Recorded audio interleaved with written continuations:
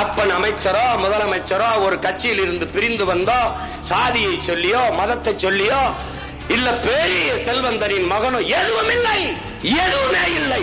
மூச்சை பேச்சாக்கி இந்த மண்ணிலே கத்தி கத்தி 36 லட்சம் வாக்கை பெற்று 3வது பெரிய கட்சியாக உயர்த்தி நாங்களே ஒரு கொடியை உருவாக்கி ஒரு கொள்கையை வகுத்து தன்மானமிக்க தமிழ் மக்களிடத்திலே உணர்வு சூழ ஏற்றி உருட்டி திரட்டி நாம் தமிழர் என்ற புரட்சிகர அரசியல் படை கட்டியிருக்கிறோம் என்றால் அன்று தீரன், அன்று அங்கே அவன் பேரன், இங்கே இந்த பேரன் சீமான் தீரனும் அவன் பேரனும்.